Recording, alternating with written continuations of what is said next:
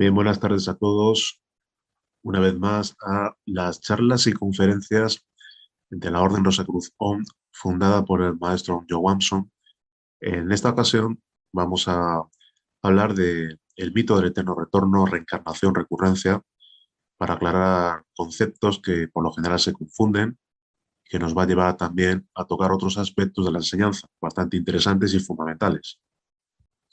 Existe bastante confusión al respecto de, como decía, ciertos conceptos que se reflejan tanto en conferencias y charlas que se imparten en distintas escuelas, más o menos relacionadas con el conocimiento esotérico, a la vez que en la diversa literatura esotérica y o ocultista y, por supuesto, filosófica.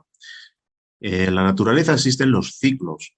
Podríamos hablar de lo que menciona el venerable maestro Viracocha, Krumheller, en su magistral obra Biorritmo, o Oscar Spengler, el sabio filósofo alemán, en su libro La decadencia de Occidente, estima el desarrollo espiritual como un proceso de la naturaleza, establece un sistema filosófico basado en la biología, en el que llega a comprobar que todos los fenómenos de la naturaleza y entre ellos los hechos históricos, como algo vivo que nace, crece, se desarrolla y muere, están sujetos a cierto ritmo, a periodicidad que permite al buen observador, en expresión de Krumheller, hallar como un medio adivinatorio de los hechos futuros, asegurando de paso que quien descubra la clave de las sucesiones periódicas de los biorritmos, en el caso de lo que menciona el maestro Viracocha, habrá llegado a descubrir los grandes secretos de la vida.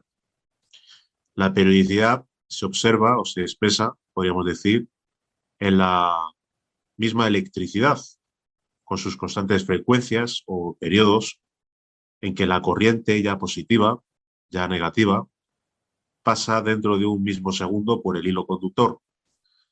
Si se quiere expresar de esa manera, a nivel biológico, periodo, se le denomina a la acostumbrada aparición de los menstruos cada 28 días, en que debe producirse la expulsión del óvulo, y periodos son esas fases que presenta la preñez misma en todos los animales. El venerable maestro Viracocha atribuye a los biorritmos la clave de la periodicidad y lo basa en los números 23, 28 y 33, que representan los días o sucesiones repetidas de movimiento y reposo de nuestras partes masculina, femenina, intelectual, y son nuestras glándulas de secreción interna las que actualizan los tres principios indicados. En el contexto de las distintas mitologías y cosmogonías de las distintas culturas, la especulación hindú amplía y combina los ritmos que ordenan la periodicidad de las creaciones y de las destrucciones cósmicas. La unidad de medida del ciclo más pequeño es el yuga, la edad. Un yuga, según Mircea Eliade, va precedido y seguido por una aurora y un crepúsculo que enlazan las edades entre sí. Un ciclo completo o Mahayuga se compone de 4 edades, tal como vemos en la diapositiva, de duración desigual, de las cuales la más larga aparece al principio del ciclo y la más corta al final. Curiosamente, el último yuga, aquel en que nos encontramos actualmente, se llama, por lo demás, la edad de las tinieblas, Kali Yuga. Lo que conviene recordar, según Mircea Eliade, es el carácter cíclico del tiempo cósmico y señalar su eterna repetición, su destrucción y su recreación periódica. La concepción de los yuga aparta, de hecho, un elemento, o aporta, de hecho, un elemento nuevo: la explicación de las catástrofes históricas, de la decadencia progresiva de la biología, sociología ética y espiritualidad humana. Con el tiempo, afirma Mircea Eliade, los motivos del eterno retorno y el fin del mundo acaban por dominar toda la cultura grecorromana. La renovación periódica del mundo era, por lo demás, una doctrina favorita del neopitagorismo. También la tradición irania conocía la doctrina de las 4 edades. Para Nietzsche, cuya idea del eterno retorno queda reflejada en sus obras, La Gaia Ciencia, y en Así habló Zaratrusta, y lo menciona en Ecce Homo, otra de sus obras, la idea está orientada a vivir la vida intensamente para alcanzar la virtud, creando una nueva tabla de valores para aquellos que estén en camino pues tienen el camino a ser superhombres, y aquí en el contexto Rosacruz podríamos hablar en ese sentido del despertar de la conciencia, de la autorización del ser. Lo que viene a decir lo que es este fragmento es, en esta escena, obviamente, pues si no se puede escuchar, vamos a comentarla rápidamente. Es el hecho de que alguien vive su vida con sus peculiaridades a nivel de familia, eh, circunstancias normales de la vida de cada uno, y una y otra vez se repite exactamente lo mismo. Para romper ese bucle se necesita algo más, que es primero conocimiento, segundo comprensión y tercero voluntad de querer trascender y romper ese ciclo de repeticiones que ahora veremos que aunque Nietzsche habla del eterno retorno, nosotros hablamos concretamente en la enseñanza de cuando veamos los ciclos que están relacionados eh, con otras culturas, con lo que es las famosas 108 vidas, veremos cómo en un momento dado eh, no podemos extrapolar lo que es la concepción que tiene cada ser humano, el animal racional, de una vida normal, diaria, etcétera, lo que algunos maestros llaman la vida en lo que es lo horizontal, hacia una auténtica revolución de la conciencia en vertical, que sería romper, insisto, ese ciclo que nos ata pues a las mismas circunstancias repetidas una y otra vez en cada vida.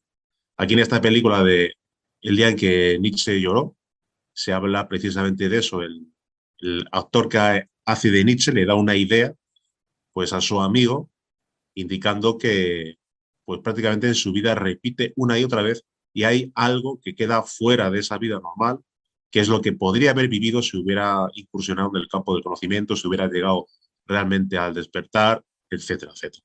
Bien, vamos a continuar. En la enseñanza Rosacruz se aclara una serie de conceptos que en la generalidad de las personas están mal concebidas, posiblemente por errores en la transmisión de los mismos o por su tergiversación. Estamos refiriéndonos a los conceptos de reencarnación y recurrencia. Hemos visto en la exposición inicial la concepción mitológica o cosmogónica de las distintas edades de la historia y su clasificación en ciclos. Nos faltaba por mencionar a Hesiodo, tal como vemos en la diapositiva.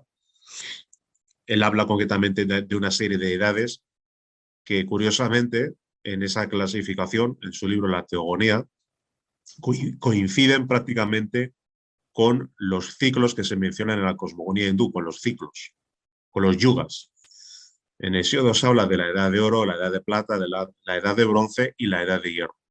Y los yugas van concretamente también en esa sucesión con otras denominaciones, y esa edad de hierro de Hesiodo coincidiría con el Kali Yuga, que es el momento que estamos viviendo actualmente. Es un ciclo de decadencia, de desinterés por lo espiritual, de desinterés por la trascendencia, de materialismo absoluto, y realmente este ciclo generalmente suele terminar con un drama cósmico. Hablábamos de Hesiodo, de la edad de hierro, este mismo Kali Yuga que hemos dicho, la edad de las tinieblas mencionado anteriormente, o la edad del lobo en la mitología nórdica, pero realmente, ¿qué sucede con el animal racional? El animal racional no solo desconoce lo concerniente a las posibilidades de su despertar y desarrollo, sino lo relativo a su propia constitución y mucho menos a las leyes o ciclos a los que se encuentra sometido. Pero el principal obstáculo es el desconocimiento de su estado hipnóptico, su estado de ente totalmente dormido. Su conciencia duerme como consecuencia de la acción del ego. Entendido por el ego, pues el conjunto de yoes, valores negativos y positivos que conforman su psiquis. Cuando alguien se encamina a restituir la condición natural de todo ser humano, que es el de conciencia despierta, entonces incursiona en el sendero de la Rosacruz, mediante los 5 valores de la Rosacruz, encaminará su vida hacia el despertar y la cristificación. Y esos 5 valores como venimos mencionando habitualmente, son el valor de la vida, la muerte, el amor, la libertad y la sabiduría. Los 5 valores vividos al unísono llevan al aspirante indefectiblemente al despertar de la consciencia. El valor de la vida nos habla precisamente de la utilización de la energía como base para todo. El principal aporte, la principal fuente, la principal energía que tiene el ser humano es su energía sexual. Nadie podría venir a la existencia sin lo que es la energía sexual. Y en la orden Rosacruz se enseña fundamentalmente como algo totalmente imprescindible el trabajo con la energía sexual, la transmutación de la energía sexual para que ésta eh, aporte pues un suplemento energético a la conciencia y ésta pueda despertar. Con respecto a los 3 tipos de transmutación expuestos rápidamente, hablaremos de la transmutación unipolar, bipolar e integral. Aquí vemos un esquema de lo que es la fisiología oculta de los nadis o canales por donde asciende la energía sexual transmutada. En la transmutación unipolar, el aspirante, mediante la visualización y la pronunciación de algún mantra, visualiza cómo esa energía sube por los nadis, por los canales Ida y Pingala hasta el cerebro y luego desemboca en el corazón. Cuando el aspirante tiene la posibilidad de practicar con su pareja, entonces viene el segundo tipo de transmutación, que es la transmutación bipolar. Aquí en el esquema, en la diapositiva, vemos las parejas cogidas de las manos, donde ahí se establece un circuito bioelectromagnético. En esa práctica se realiza la misma transmutación unipolar, cada miembro de la pareja, con la única diferencia de estar cogidos por las manos. Y la transmutación integral, la famosa y oculta práctica, el gran secreto del gran arcano, el arcano solar, el arcano AZF, el Udvareta Yoga, la magia sexual, el Saja Maituna, todos son términos equivalentes, nos habla ya donde realmente existe ya conexión sexual, Lingam Yoni, donde realmente hay conexión de sexos, pero sin orgasmo y sin eyaculación. Lo que se realiza es una magnífica transmutación de la energía, que es lo que algunas personas no terminan de entender, porque solo se quedan en el momento de la retención. Y entonces no comprenden que lo que se produce es una adecuada transmutación de la energía. Haciendo el mismo recorrido, esa energía sube por los canales Ida y Pingala hasta el cerebro y luego hasta el corazón. La transmutación sexual es la condición normal de la vivencia de la sexualidad del ser humano, en contraposición a eso que es la fornicación, que es lo que vive la mayoría de los animales racionales. La fornicación es simple y llanamente llegar al orgasmo y eyaculación. Sin embargo, la transmutación es magnífica y pletórica actividad sexual, castidad científica, es como se denomina, una vivencia pletórica, insisto, sexual, pero con el matiz que hemos introducido, donde se evita la eyaculación y el orgasmo y se sustituye por una transmutación energética. El valor de la muerte habla de la muerte no del cuerpo físico, sino de la muerte del ego, la muerte de los yoes. Se empieza realizando un control yoístico, evitando la manifestación de los yoes en cada esfera de nuestra vida, en nuestra acción, en nuestro pensamiento. En un momento dado, de esa manera, vamos debilitando los yoes para conseguir que no sea precisamente el ego lo que se exprese a través del animal racional, que es habitualmente lo que sucede, sino invertir esa situación. Actualmente el ego tiene una situación activa, se expresa en cada momento a través de la máquina humana, y la conciencia una actividad totalmente pasiva. La muerte del ego empieza con su control. Más adelante, cuando alguien llega al despertar de la consciencia y al despertar de Kundalini, puede eliminar los yoes. Los yoes solo se pueden eliminar con el fuego de Kundalini. El valor de la libertad nos habla del trabajo con la atención. Nadie puede ser libre si está sometido a las cadenas del ego, con lo cual tenemos que aprender a vivir conscientemente de minuto a minuto, de segundo a segundo. Y no hay mejor práctica que la práctica que en la orden denominamos de la división de la atención consciente, el IAU-OM, donde dividimos la atención en 3 aspectos: individualidad, acción y ubicación. Utilizamos las 2 columnas torales de esta práctica. Por un lado el autorrecuerdo y por otro lado la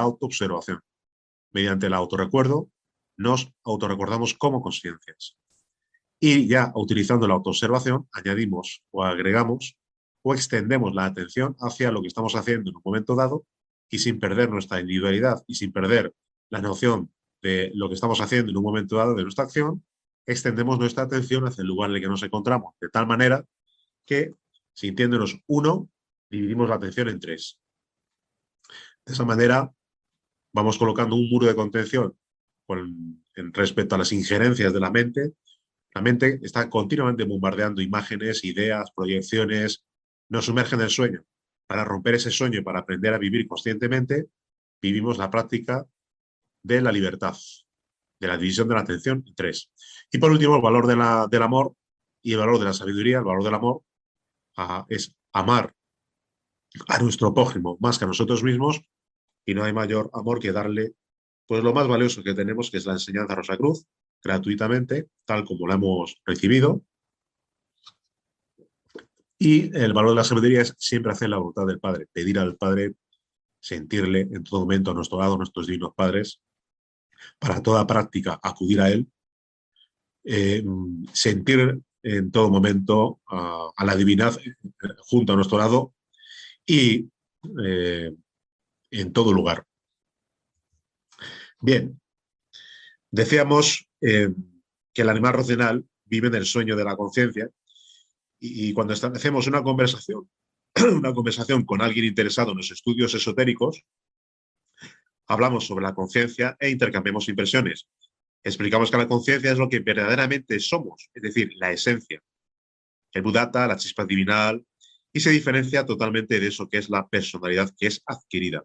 Pues bien, muchas personas, al igual que la persona del ejemplo, consideran y afirman que están despiertas, pero entendemos que se están refiriendo a un despertar más intelectual, a un darse cuenta de ciertos aspectos que afectan a la humanidad, o quién puede manejar los hilos, etcétera, etcétera. No a un despertar de su esencia o de su Buddha. Ese es uno de los principales errores.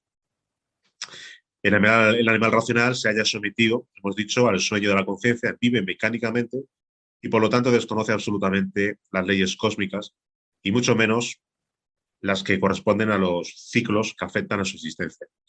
Entre ellos podemos referirnos a la ley de recurrencia y la repetición. Obvio que partimos de la base que vivimos varias vidas y estas se procesan mediante la ley de recurrencia. Al retornar a un nuevo cuerpo, todo viene a ocurrir tal como sucedió, más las consecuencias buenas o malas. Según el autor Rodney Collins, hay una clase de sucesos cuya causa radica en el eh, incidente mismo. Está o se encuentra en el presente. Estoy caminando por la calle de forma normal y natural. De repente, bruscamente, sale velozmente un hombre de una tienda y me choca, me colisiona, empujándome a la cuneta y desaparece entre la muchedumbre. Nunca vuelvo a ver a ese hombre y ahí termina el incidente. Tres acontecimientos que no son guiados por nada del pasado, cuya causa yace dentro del momento mismo, les llamamos accidentes. Ahora bien, si una vida es una recurrencia de aquello que ocurrió antes, lo que pensamos como el círculo de la vida humana es en realidad una espiral. El destino o la totalidad de un ser humano se nos presenta no como un círculo que existe en el tiempo, sino como una espiral que existe en la eternidad. Esta es la recurrencia eterna en la cual penetraron los autores como Uspensky y Gurdjieff, y de la cual escribió Nietzsche, tal como él se refería. Deseo vivir de nuevo porque esta será la parte en cualquier caso. El círculo de una vida se encuentra paralelo al círculo de la vida anterior y al de la vida posterior, formando como si fuera una imagen repetida de aquella en cada detalle. El día del nacimiento de un hombre en esta vida se encuentra al lado del día de su nacimiento en la vida anterior y en la próxima. El día de su matrimonio se encuentra al lado de aquellos otros días eh, de su matrimonio de entonces. El día de su muerte tiene paralelo en los días de todas sus otras muertes. Cada visión, sonido y movimiento que llenaron aquellos días anteriores debe de llenarlos una y otra vez. Cuando por primera vez una persona escucha esta idea, posiblemente se pregunte, ¿y yo cómo puedo saberlo? ¿Por qué no puedo recordarlo? Bueno, en la forma ordinaria no puede saberlo, no puede recordarlo. No puede recordar otras vidas por la misma razón que no puede recordar la mayor parte de su vida presente, porque no es consciente de su existencia en esta. Y no es consciente porque el ego obstaculiza toda acción consciente, tal como hemos especificado anteriormente, y no es consciente simplemente porque desconoce su situación y además está ocupado y absorbido por la vida diaria. Por lo general existe otro gran obstáculo que consiste en tener una falsa idea de sí mismo. El hombre no se conoce a sí mismo, no conoce ni sus propias limitaciones, ni sus propias posibilidades, ni siquiera conoce lo mucho que no se conoce. El hombre ha inventado muchas máquinas, pero él mismo es una máquina mucho más complicada que cualquier máquina que ha inventado. Tiene toda clase de ideas falsas acerca de sí mismo. Ante todo, no se da cuenta de que él es verdaderamente una máquina, lo cual no tiene movimientos independientes ni dentro ni fuera de él. Es una máquina que es puesta en movimiento por influencias externas y por impactos exteriores. Por sí mismo es un autómata con cierta provisión de recuerdos, de experiencias previas y cierta cantidad de energía de reserva. Así lo afirma Ouspensky. Pero hay que comprender que el hombre no puede hacer nada, pero él no se da cuenta y se atribuye la capacidad de hacer. El hombre no puede hacer. Todo lo que el hombre cree que hace en realidad le sucede.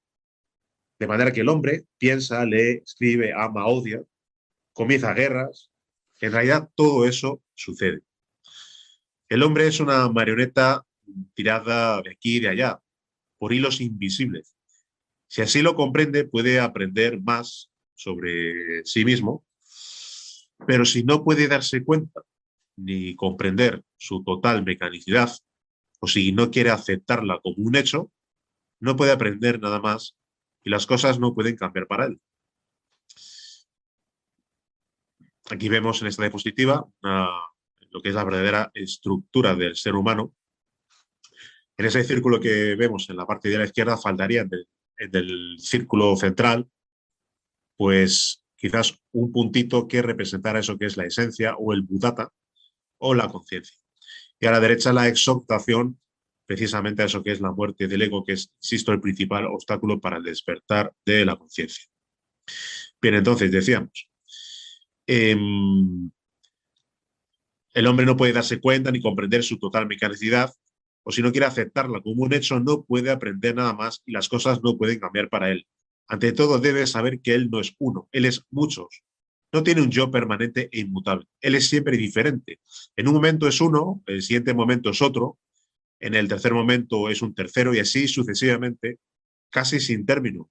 La ilusión de unidad o unicidad se crea en el hombre ante todo por la sensación de un cuerpo físico y luego por su nombre y por ciertos hábitos mecánicos que le son implantados por la educación o los adquiere por imitación.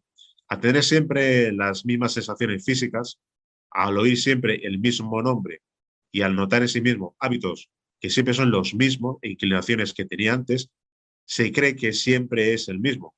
En realidad no hay unidad en el hombre y no hay ningún centro de control ni un yo permanente. Cada pensamiento, cada sentimiento, cada sensación, cada deseo, cada gusto y cada aversión es un yo. Estos yoes no están conectados entre sí ni coordinados en forma alguna. El hombre debe de saber lo que tiene y lo que no tiene. Esto significa que debe darse cuenta de que no posee las cualidades ya descritas que se arroga a sí mismo, es decir, la capacidad de hacer, la individualidad, unidad, yo permanente y conciencia y voluntad. Y es necesario que el hombre lo sepa porque mientras crea que posee estas cualidades, no hará los esfuerzos apropiados para adquirirlas. De la misma manera, el hombre mantiene una idea con respecto a su estancia en el planeta Tierra. Piensa que cuando muere va al cielo, al infierno, en otro caso que todo se termina y no hay absolutamente nada.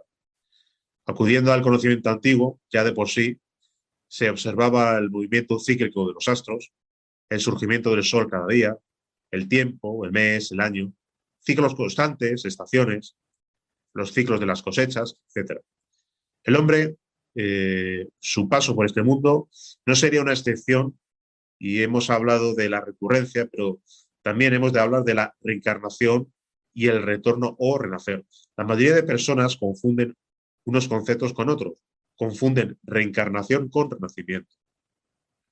De hecho, cualquier persona de nuestro entorno que le podamos preguntar, pues su opinión sobre lo que es la reencarnación, insisto, la va a confundir siempre con lo que es el Renacimiento.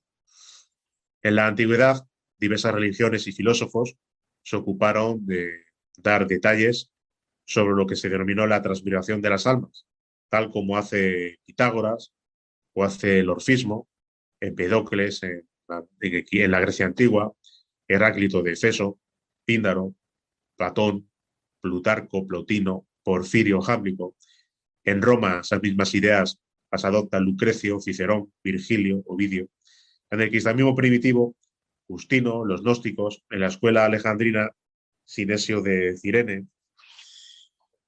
También esa idea aparece en el maniqueísmo. En el judaísmo, el término hebreo Gilgul, según Amparo Alba, es el que se ha utilizado tradicionalmente con el significado de transmigración de las almas, reencarnación o metempsicosis. Es en la Cábala donde aparece esta idea, concretamente en el Zohar.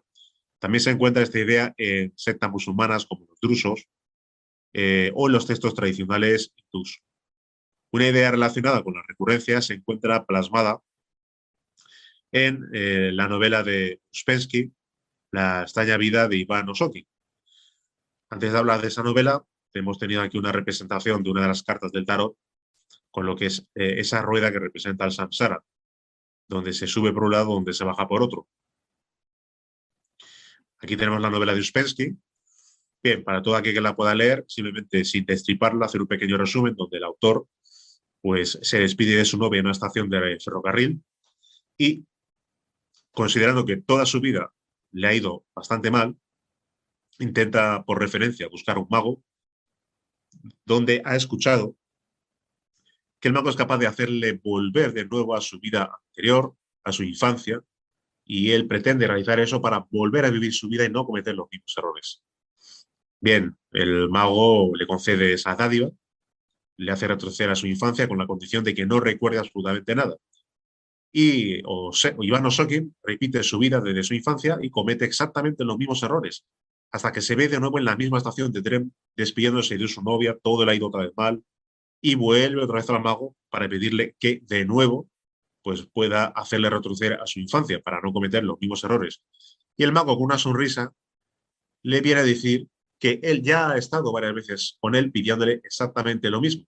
Y ahí es donde le explica que solo podrá romper ese bucle si realiza lo que es una transformación de sí mismo, realiza un cambio radical, pero tiene que dedicar toda su vida precisamente a lograr ese cambio.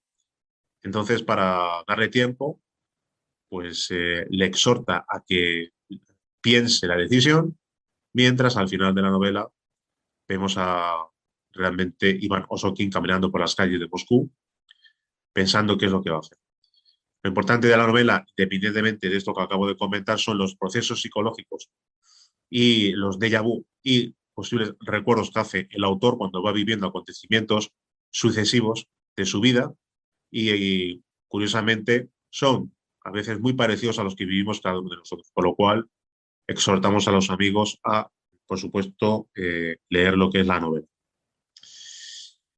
Bien, eh, decíamos concretamente, entonces diríamos que el animal racional renace, repite los mismos errores, tiene 108 oportunidades para liberarse de las ruedas del samsara. Mediante la vivencia de los 5 valores y el despertar de la conciencia puede realizar esto, puede romper ese bucle. Para comprender esto desde un principio, pues acudimos a la enseñanza que especifica el maestro Johansson en uno de sus libros, La Orden de Rosacruz, La Orden de Melquisedec, y afirma: en el amanecer de la vida, eso que es el íntimo, Atman envió a su chispa divina una parte de sí con el objeto de lograr su maestría y conquistar la virtud suprema, para así elevarse dignamente hasta su para-Atman, ante el ser del ser, para lograr su autorrealización.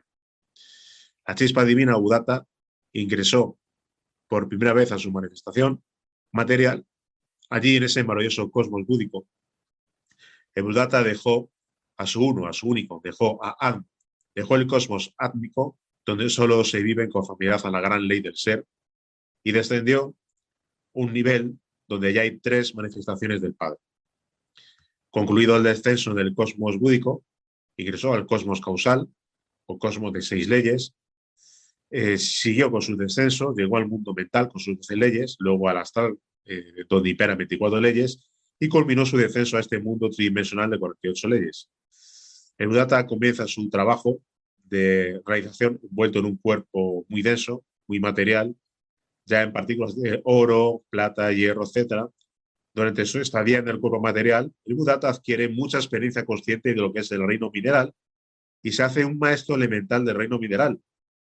Hace lo mismo en el reino vegetal y animal y en su constante evolución llega a la categoría de animales superiores y llega por fin al estado humano. El Buddha, en cuerpo de criatura humana, es un ser inocente, puro. Desconoce realmente lo que es el vicio, degeneración, pecado. Vive un estado edénico paradisiaco y es en ese estado donde tiene la primera gran prueba, en la que generalmente fracasa. Eh, Surge la serpiente tentadora. El débil ser humano sucumbe en los brazos de la fornicación. La lujuria emerge avasalladora y logra la caída, la degeneración, y lo sumerge en las más terribles esferas de vicio y dolor.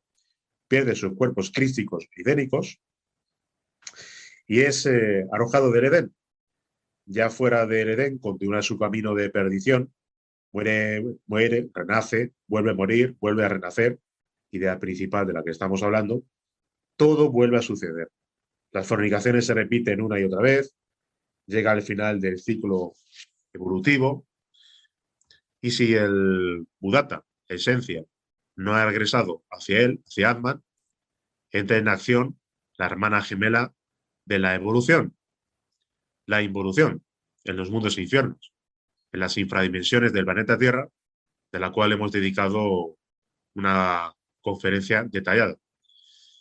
El Buddha tuvo 108 vidas humanas y no logró su retorno a la luz, porque la naturaleza, o por lo que la naturaleza debe de disolver, aniquilar todos aquellos yoes que constituyen el ego del abismo. Entonces, ¿qué podemos entender por reencarnación?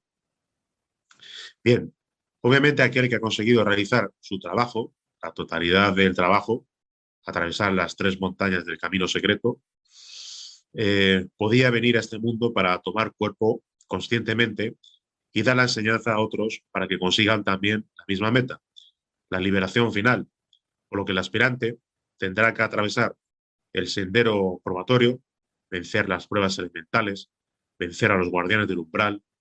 Una vez que viviendo los 5 valores y el Saha Maituna, la práctica de imagen sexual, despierte conciencia y posteriormente despierte Kundalini, tendrá que cristificar sus cuerpos, fabricar o crear los cuerpos esenciales del ser, atravesar pruebas y más pruebas, adquirir el grado de Buda, cristificar el cuerpo causal y convertirse en Bodhisattva para posteriormente vencer a las respectivas pruebas, adquirir el grado de Buda Paitreca y posteriormente el grado de Rey del Mundo conforme el orden de Melquisedec.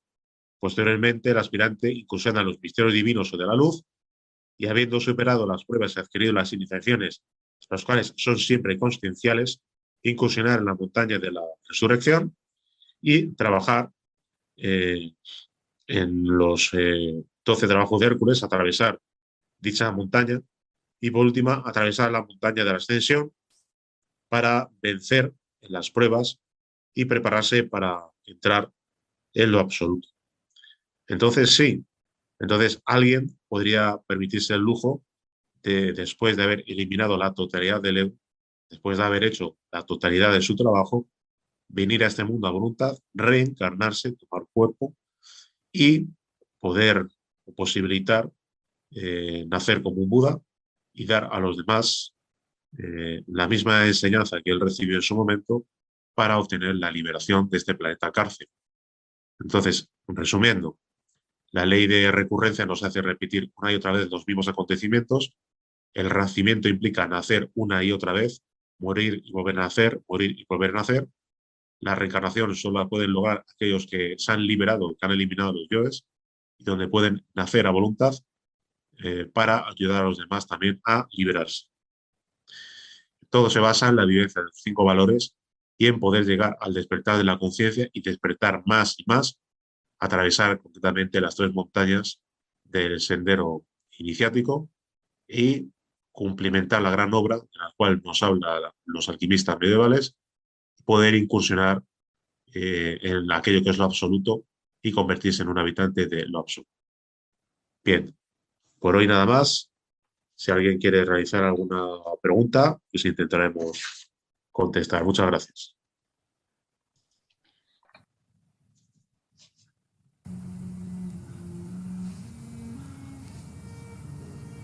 Pero usted debe temer a la muerte tanto como yo.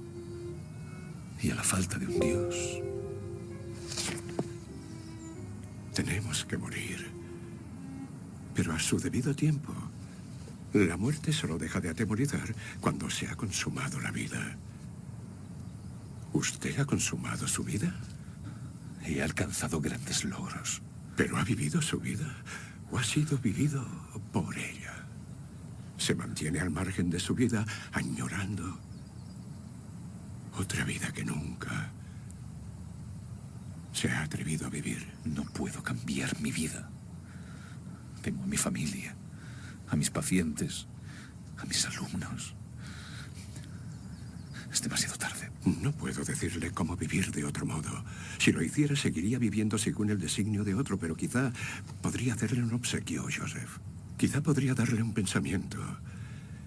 Imagínese que un demonio le dijera a usted que su vida de ahora, tal como la está viviendo, como la ha vivido en el pasado, tiene que volver a vivirla, pero un número interminable de veces, y que no habría nada nuevo en ella. Todos los dolores, las alegrías, las cosas grandes y pequeñas que haya en su vida simplemente se repetirán en la misma sucesión, en la misma secuencia, una y otra vez, como el reloj de arena del tiempo. Imagine la infinidad. Considere la posibilidad de que cada acción que elija Joseph la elige para siempre jamás. De modo que toda la vida no vivida quedaría presa en su interior, sin ser vivida para la eternidad. ¿Le gusta esa idea? ¿La detesta? ¿Qué? Claro que la detesto. ¿Por qué? Lo único que realmente amo de toda mi vida es la idea de que he cumplido con mis obligaciones con respecto a mi esposa y a mis hijos. ¿Obligaciones? Sus obligaciones son una farsa, Joseph. La cortina tras la que se oculta. Para formar realmente a sus hijos, primero fórmese a sí mismo. En cuanto a su esposa, mejor liberarla de la prisión que comparte con usted antes de que acabe con ella. Bueno, magnífico el vídeo, indicativo un poco de la parte que hablábamos de cuando Nietzsche se refiere al retorno de todo y, y cómo se sucede vida tras vida, pues absorbidos por la vida diaria y simplemente estando sometidos a una continua repetición hasta prácticamente agotar el ciclo de 108 vidas, donde ya se explica por parte del maestro Johansson que si en esas 108 vidas no conseguimos realizar el trabajo de volver a eso que es el íntimo y a la eliminación del ego, no queda más remedio que incursionar en las infradimensiones del planeta Tierra, los mundos infiernos, para que la propia naturaleza disuelva eso que son los yoes. Bueno, era un poco un vídeo ilustrativo de la idea. Así que reiteramos, si alguien tiene alguna consulta, pues puede hacer preguntas. Bien, hay una consulta a través de WhatsApp que dice, ¿cuál es el número de vidas que tenemos? Bien, en principio, hablando de los ciclos, eh, está lo que es el ciclo de 108 vidas, eh, que se repite o está encuadrado en un ciclo de 3000. ¿Qué sucede? Pues que, como dice el maestro Johansson, hay ciclos y hay hiperciclos. Es decir, que esto, por circunstancias pues a considerar por la ley eterna, evidentemente podría estar sujeto a variación, dependiendo de las circunstancias. Entonces, en principio, eh, la base consta, tiene que ver con esas 108 existencias para, en un momento dado, si no se realiza ese trabajo, como hemos comentado, pues se desciende a los mundos infiernos, se libera el Budata de los Yoes y vuelve a renacer en la superficie del planeta Tierra como Budata del reino mineral, para así de nuevo ascender en el reino vegetal, animal, de nuevo incursionar en una matriz humana, nacer como ser humano, tener otras 108 oportunidades. Es decir, serían unos 3.000 ciclos de 108 vidas cada uno. Insisto, tal como dice el maestro, eso está sujeto pues, a circunstancias porque existen ciclos e hiperciclos. Por eso es importante comprender el hecho de que hay muchas doctrinas que lamentablemente especifican que después de innumerables nacimientos alguien llega a la perfección. Bien, eso es una idea lamentablemente falsa que, insisto, en algunas escuelas, algunas doctrinas enarbolan y evidentemente eh, personas adoptan esa idea como es natural por pura comodidad. Si alguien piensa que después de nacer varias veces llega mecánicamente a la perfección, no tiene absolutamente ningún sentido. Solo se puede llegar a la perfección si alguien realmente rompe ese ciclo, ese bucle y despierta. Lo importante es el despertar de la conciencia y a partir de ahí recorrer el sendero iniciático para liberarnos tanto del ego como de este planeta cárcel, unirnos a nuestro íntimo e incursionar en lo absoluto. Bueno, Einar dice, primero, muchas gracias y feliz año. Mi duda es, ¿cómo se puede vivir centrado en la espiritualidad cuando lo material se sobrepone a todo? Una frase que he escuchado siempre es, de meditaciones no se come, y tiene lógica en parte, pero luego recuerdo ese PDF que habéis pasado por WhatsApp de disolver problemas con una práctica de meditación. A mí me ha ayudado 1.000.000, muy parecido a la llamada ley de la atracción. Y siento que hay una forma, pero nunca la encuentro. Aún no sé bien qué estudiar para poder trabajar en algo que me gusta. Y luego pienso, es la rueda del samsara. Esa es la consulta de Einar. Bueno, primero hay que comentar algo que es muy lógico y es muy normal, y es el hecho de que cuando una persona no tiene sus necesidades básicas cubiertas, pues evidentemente es normal que no incursione en el mundo de la espiritualidad o en principio hablamos siempre de la generalidad de los casos, claro. Evidentemente una persona que tiene una familia y que no tiene sustento, evidentemente sus principales preocupaciones va a ser la comida, el techo y el llevar comida a sus hijos. Eso es normal y es natural. Ahora bien, dentro de la vida diaria, cuando realmente, pues en un momento dado, cada uno de nosotros, pues podemos quizás tener esas necesidades cubiertas, incluso a veces sin tenerlas cubiertas, el impulso que tenemos para encontrar la verdad a veces es realmente bastante grande. Entonces, tenemos que combinar precisamente la vida material, que es necesaria, por supuesto, con lo que es la vida espiritual, o dicho de otra manera, el intentar vivir esos valores que nos lleven a la transformación íntima. Algunas personas tendrán más o menos dificultades materiales, pero a veces ahí, tal como dicen los maestros, en la dificultad material, en la adversidad, es como se forja realmente el iniciado, ¿no? Entonces, quizás cuantas más adversidades tengamos, mucho mejor para poder avanzar en el sendero. La cuestión es priorizar y realmente lo más importante puede ser precisamente ese despertar, esa vivencia de los 5 valores que nos lleve realmente a liberarnos de una vez por todas de esta rueda samsárica, ¿no? Entonces, las dificultades de la vida diaria son complicadas y mucho más cuando estamos rodeados de escuelas, de doctrinas, de falsas ideas, que alguien tiene que luchar contra todo eso para no caer preso de un laberinto del cual se va a perder y no se va a poder encontrar nunca. Entonces, exhortamos a los amigos, sí, pueden investigar, pueden leer, etcétera, pero desde luego lo importante es la praxis y es verificar que todo lo que se afirma en la orden pues es comprobable si realmente priorizamos y vivimos las prácticas que se enseñan. Eso es lo que podría decir por mi parte. No hay más consultas por el momento. Pues entonces, muchas gracias a todos por su asistencia. Feliz año nuevo a todos y nos vemos entonces en la siguiente charla.